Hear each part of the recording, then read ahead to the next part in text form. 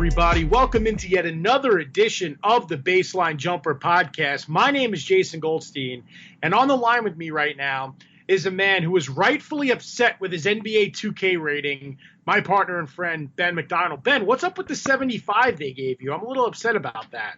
You know what? I'm gonna outgrow it this year. I'm gonna really outperform expectations. I feel like my athleticism was underrated in that one, Jason, but we'll get there.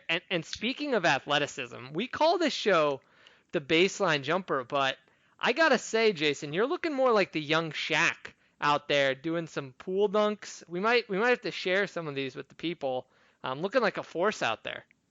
Yeah, I was at a pool over the weekend at a friend's house, and they had a basketball hoop. We were jumping across the pool and attempting to dunk, and after many, many failures, I managed to land a couple. So before the show, I sent Ben the videos just so we can get a quick laugh, just so he could get ready and excited for the show. But in all seriousness, before we get to basketball, what is up with everybody caring about 2K ratings and Madden ratings and ranking the player? Does any of this matter to you? Because it means nothing to me. I don't care that Kevin Durant got a 96, fourth best in the league in 2K, and that DeAndre Jordan somehow falls out of the top. I don't care. Am I crazy? Does this mean anything to you? You know, it's funny. I think what it really kind of shows is how accurate these games have become now, where people actually care because of just how good these video games are at actually rating players, and they're so realistic now. This is going a little bit off on a tangent, but I played 2K for the first time in a long time a few weeks ago, and I couldn't believe how realistic the game had gotten. You used to be able to do all sorts of crazy things and do these crazy moves, and I remember the old NBA Live days where you could just dunk over everyone on every play, and felt like the old NBA Jam kind of games. And now it's so realistic. And so, I think a lot of people just sort of use this, Jason, as a way to really know who the best players are in the league. I did see, if I'm not mistaken, I think I saw LeBron James is still number one, though.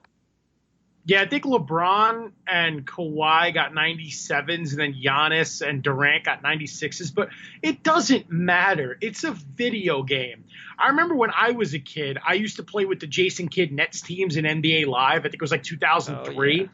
And you'll make fun of me for this. I used to play full 48-minute games, and I used to score 500 points and rig it to where every one of my starters scored 100.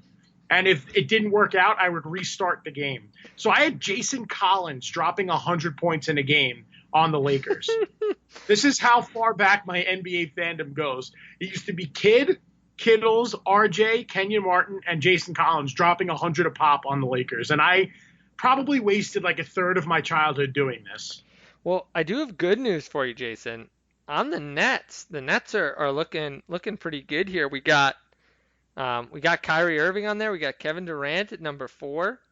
And then, Joe Harris, the number 3 shooter in the game, Jason. So NBA 2K believes in the Brooklyn Nets. I'll tell you that much.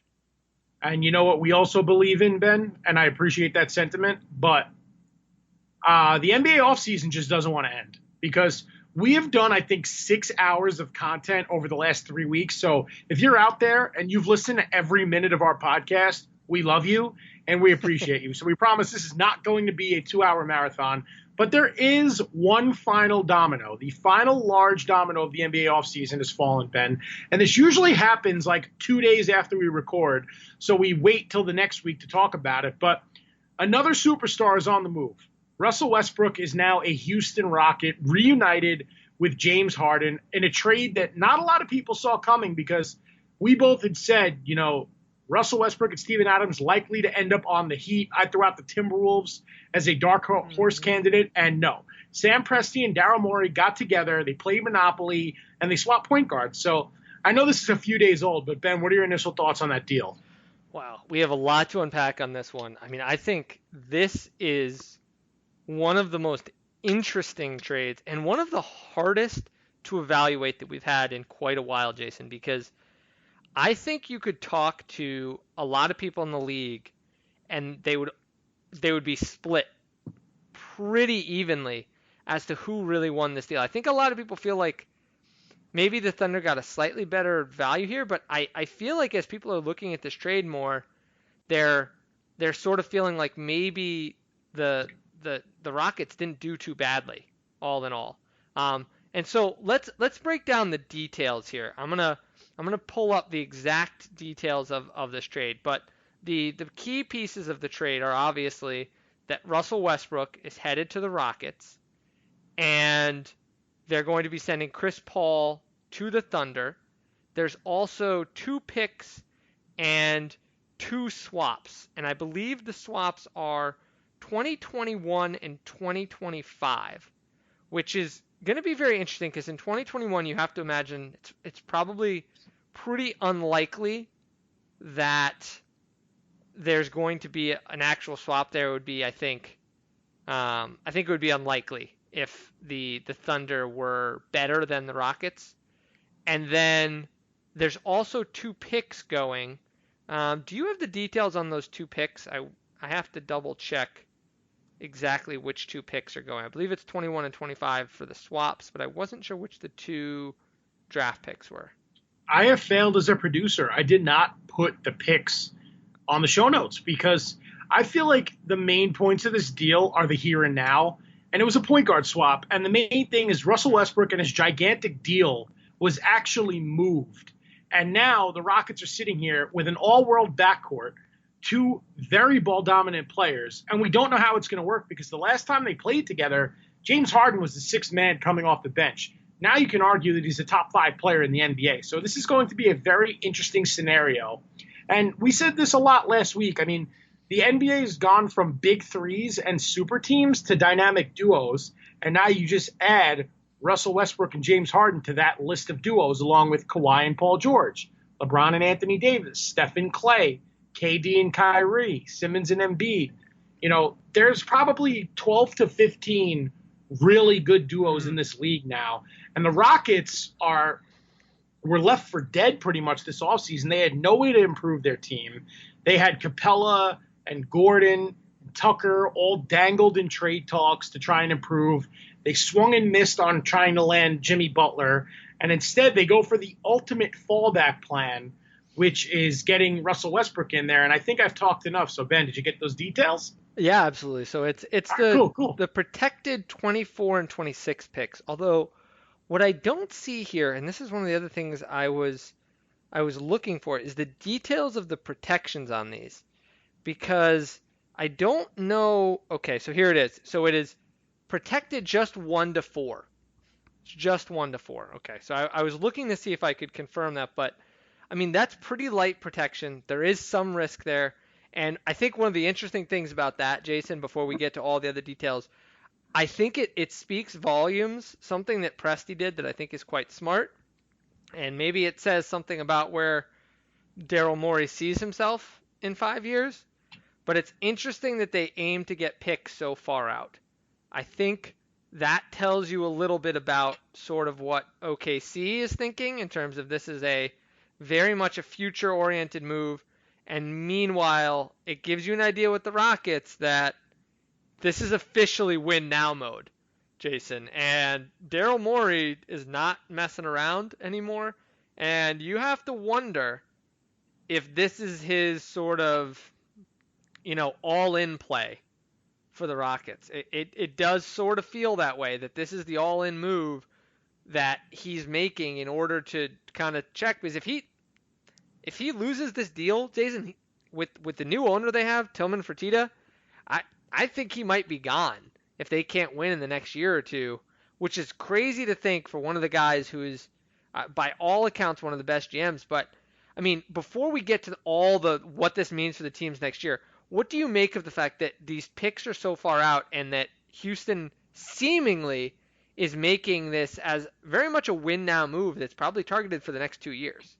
Well, both the Clippers and Rockets made these win-now moves when they acquired Paul George and Russell Westbrook, respectively. So I think Sam Presti is a freaking wizard because he controls the draft fates of not only his own team, the Thunder, but the Los Angeles Clippers and the Houston Rockets. So while the Clippers and Rockets obviously both trying to win now, Presti's thinking is that he and the Thunder will benefit once these contracts are done, and they could be lottery bound teams. I mean, if it doesn't work out with the Clippers and they end up becoming a lottery team again, ditto for the Rockets.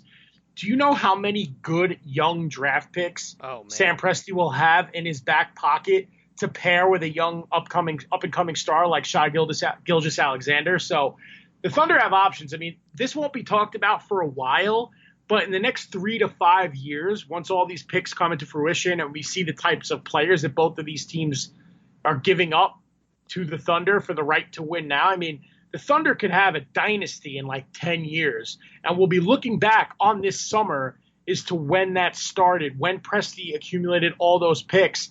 Because who knows what the Thunder would have been with Paul George and Russell Westbrook again this year. There would have been a middle-of-the-pack Western Conference team contending for a bottom 4 seed in the playoffs, maybe squeaking out a first-round victory. But I think Presti was smart enough to know, listen, it's not going to work. Let me blow it all up now, and I'll reap the benefits in the next 3, 5, 7 years with all these picks that I've accumulated. So, Sam Presti, hats off to you, my friend. Once again, another coup. And I think there's 2 other things here to think about. One is just that, I think that there's a very high likelihood that the Thunder aren't the ones making a lot of these picks. And the reason I say that is I think that the Thunder will really consider using these as ammo to get other stars down the road. And that's one of the other things that's sort of brilliant, actually, about getting these later picks is that the pick loses value once it's used. It's a funny thing about these picks, but as soon as they become a player, that player immediately loses a lot of their value because now there's teams that like them and don't like them, whereas with a pick, teams have the option to choose whoever they want. So I think for OKC, one of the things that's got to be nice about this too is if they build a decent team, all of a sudden they have the ammunition, to trade future picks. With the Celtics, we've seen one of the downsides with all these picks was that all of a sudden they got all these picks, and this year they had 4 picks, but they're all in the middle of the lottery. They can't do anything with them. And it left them kind of hamstrung. When they're a little bit further out and more spread out, I think it'll give them a little flexibility. The other piece of this that I think is interesting, though, and this is the part I really want to talk about, is how much of this is the Warriors effect. We're watching these teams trade these first-round picks like they're candy, and you feel like it's because teams have been hoarding this, and they've been waiting out this Warriors dynasty that had been going on, this absolute juggernaut of a team, and now all these teams are eager to just go all in and try and win the title because they felt like they had no chance the last few years, Jason. See, I think that the NBA is completely wide open right now, so there are a lot of teams going all in because of that. Exactly. There is no clear lock for a team to win the championship this year. There's probably 10 to 12 teams that if they won it all, I'd say, well, not that surprised. I mean, the league's wide open. So I think the Warriors effect is kind of gone because of the way this offseason is shaken out, that there are no more super teams. So I do believe that there are so many teams going for it, and the Thunder taking a back seat now to hopefully reap the benefits in the future. So let's actually break down this trade. Speaking of that, Jason, we've talked enough about all these other things. Let's break down the trade itself for the 2 teams. So obviously, I think we can start with Russell Westbrook and his fit on this team. I mean, he's coming to the Rockets. He was, as you put it in our show notes, the last domino. I thought that was a great analogy. I mean, that it is how it felt here. It feels like we are kind of seeing the end of the offseason now. If we've learned anything, you can't quite count out the action on here. I mean, Chris Paul could still get moved. Bradley Beal could still get moved. There are other guys who could get moved, but it does feel like we are in for a little bit of a lull now. We'll see. So let's take a look at this. So obviously Westbrook comes there, and very interesting that Harden sort of pushes for this trade seemingly out of a desire to move on from the Chris Paul era. He's obviously played with Harden. What do you think of the fit here, Jason? Well, it was interesting to me how hard James Harden pushed to get this deal done. There were reports that CP3 and James Harden's relationship was not as strong as it should have been. You're hearing all over the NBA tabloids and such is that Chris Paul is like an extension